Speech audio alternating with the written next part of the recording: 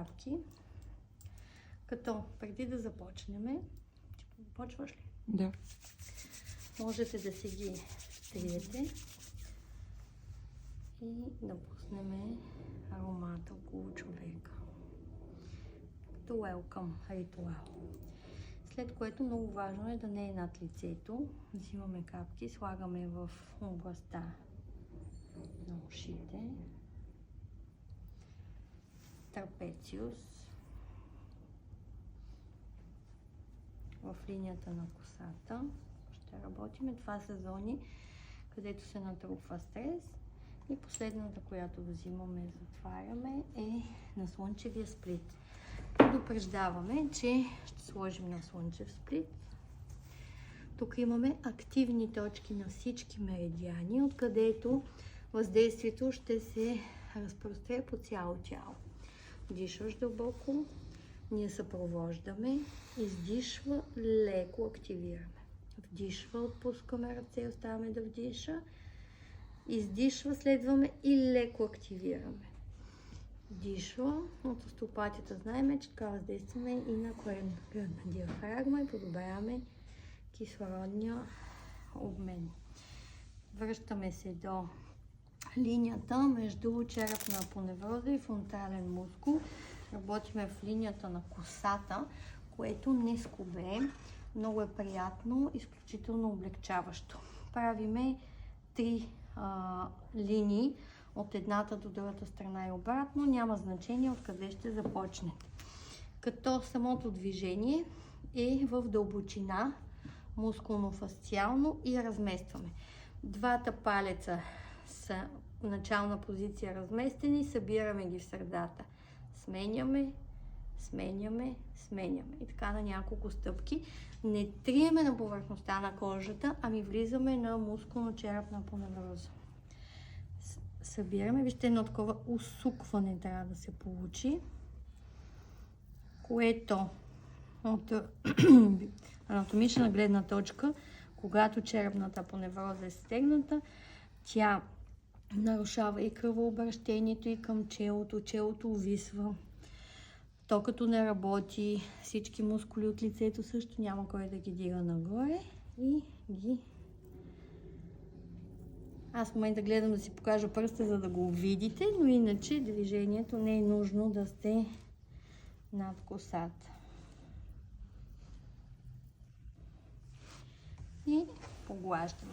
Следваща зона е чело. Работим от средата към някои от краищата с техника ролиране, при което захващаме кожна гънка. Тук не се стараеме да е мускул и релаксирано освобождаваме до края, като тук имаме отварящо движение до линията на косата и на окото. Не слизаме надолу, за да не подведеме смъкване. И изглежда по този начин. По-скоро е релаксиращо. Те, които сте били на остеопластика, това не е техниката за фронтален мускул. Накрая има разтягане, нали? Да, накрая разтягате, но без да прекалявате. Тоест, сега ще го направя от тази страна. Водиме и отваряме. Тоест тук имаме също много нервни окончания, които при отварянето ги поглаждаме и реално ги активираме за отпускане. 2, 3, поглаждам. Минаваме зоната на веждите или прехода фронтален с менталисите, с депресори. Има тук и горен клепач. Много добре релаксира и много добре отваря окото. Това е такова умесване, като фокуса на движението е повдигащо, защото има възможност човек да сбърка и да сваля. Или повдигам, фиксирам, повдигам, фиксирам, повдигам, фиксирам, повдигам, фиксирам и така до края. Или и тук вече захващаме мускул и кожа, за да можем да отпуснем кръглия околочен, който се преплита в фронталния. По този начин сега ще видите. Нините пак са добре, има някакво. Това ще ти кажа. Да ги фанеш. Точно щях да кажа, че но вижте в момента релакса на този клепач и на този клепач. няколко движеница само. Вижте как е с обем, а тук как е притиснат. След като сме минали едната страна, минаваме през средата, за да въздействам все пак и на гневните мускули и бръчки. Знаете, че когато работим върху лицеви мускули, ние я релаксираме, махаме и емоционални състояния и травми. Така че ще разберем на психосоматиката. сме разказвали на естетика. Така, и си поглаждам. Ето, вижте сега долното кош, защото преди това не го погледнахме. Вижте и то как се изравни почти. Една идея, тук минах там един път повече. Но също, когато го правите, може леко да повдигате. Ако един мускул е твърде ригиден и отпуснат, и прено само с едно фиксиране не се активира, може леко в въздуха, за да му увеличите движението. Същото движение от контура на долна челюст.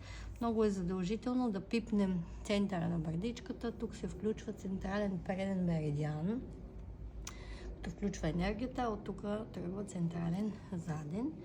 И сега ще от центъра. Същото движение, което е на веждите, тук е доста по-лесно. Вижте, контакта не го изпускам. Стигайки с едната ръка до края остава, другата я премествам и почвам от центъра. Връщам. Ето може да видите. Това е лек релакс, нали? Ние все пак предстои цяла терапия, масажи. Въпреки това релакса в долна челюст. Тук имаме леко контуриране, а тук е пълна зигзаг. Пак казвам, фокус е на повдигане и фиксиране. Да, тук трябва да си умесите, да махнете стреса. Това са движения за деконтракция на мускули и кожа. Така. И аз лично винаги си поглаждам. След което отиваме на трапециус в хоризонталната му част. Избираме 3 точки. Близо до шията, в средата и към края на залавното място. Това може да е болезнено при тия, които са стегнати, но пък разхлабването, това е деконтракция на тригърни точки и води до много бързо, мощно освобождаване. Когато трапеция се блокира, кръвообращението към главата, шията и главата е нарушено. И когато няма кръв, ние вкарваме продукти, ама те не могат да се абсорбират в пълност от кръвоносната система и да се носят на клетките, ефектът е по-малък. Но това ви казвам, не пренебрегвайте този 3-минутен иначе масаж, защото ще ви усили двойно ефекта от резултата за продукти, които и вие сте давали пари и клиента. Избираме си точка, т.е. мускула, гледаме да му намериме централна среда или в стомахчето някъде. Ето имам тригер. Какво правиме? С кръгово въртеливо движение стигаме до края и ще направим едно штрак. Т.е. когато сме в средата и сме контрахирали, само като разместиш и се получава, такива има и в тялото. Защото просто тук няма да го видите добре по този начин. Аз лично винаги с едната ръка си държа главата. Галя е доста така спокоен човек, не е толкова напрегнат, но си намерих точка. Штрак. Правиме в 3 точки и повтаряме 3 пъти. Тоест не правим в една и съща точка 3 пъти, защото той вместо, когато е болезнено, той вместо да отпусне, може да се донапрегне. Средна и крайна. При крайната е най-малко тригери обикновено. 1, 2, 3. 1, 2, 3. Какво забелязваме? Вижте, това рамо и това рамо. Това легна на кушетката и се разшири, а това седи контрахирано и свито. Винаги моля клиента, независимо колко пъти е идвало при мен, особено пък тия, които ги е боляло и в първи момент са се сгърчили, са получили нещо неприятно. Питам, товара и го докосвам, за да може човека, чрез докосването включвам нервната система. Това си е моя добавка. Това рамо спрямо това рамо, как го усещаш? Може да се раздвижиш леко. Има разлика, да. При движение. Тук отпуснато, Вижте, И веднага триъгълника тръгна. вътре. Триъгълника се оформи, лимфата тръгва още преди да сме стигнали до нея от тази страна. Вижте каква пулсация има тук. Тук има, но е по-слабо. То иначе цялата зона. Така че някакви супер елементарни движения, но с много висока... тук е хубаво щрака. Едно. Защо не се прави от двете страни едновременно? Защото ще дадете много болка и вместо да се болезнено тригера, боли. Трябва ли една да видиш колко? Да, аз така ще те пусна на земя. Направо е като... Две, сега и валчета така. Три, айде още веднъж, защото тук Прескача. штрак, штрак, штрак. И поглаждам. Разглеждайте. Разбира се. Да, бе. Така. Сега, принципно, виждам, че по схемата първа главата, после трапециуса, но аз така съм го учила и работила. Връщаме се, след като сме освободили долната челюст, правиме черепна апоневроза или масаж на скалпа. Като имаме три позиции. В едната позиция от тук влизаме с пръсти. Отново, освен че раздвижвате, вие може да си намерите и тригерни точки. И тях също да ги раздвижите и активирате.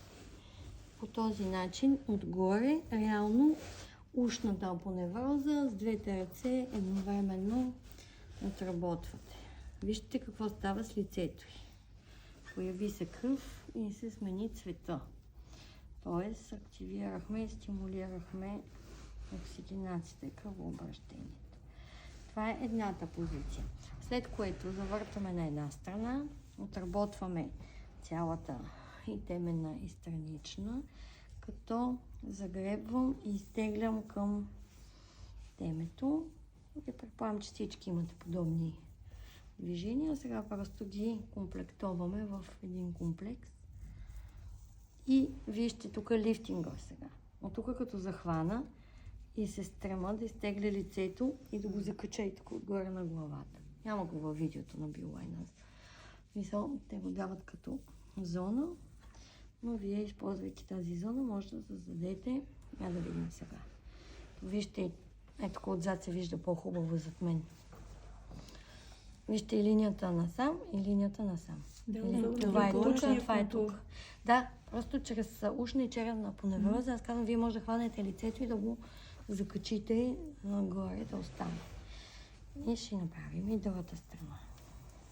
С по 3-4 движения не е нужно, но хубаво влизате, апоневроза, ушна, мускули и до черепната включително. Като гледам на къде пренето този вектор, като тръпна, много хубаво ми лифтира. Сега ако тук дърпам, лифтинга ми е по-слаб, пускам цялата странична, но ето тук ще наблегна. Така. И последното, с противоположни ръце влизаме на центъра на шева и на апоневрозата, като със същите движения. Хубаво, тук вече работим повече за зона чело и бръчки на челото. Така.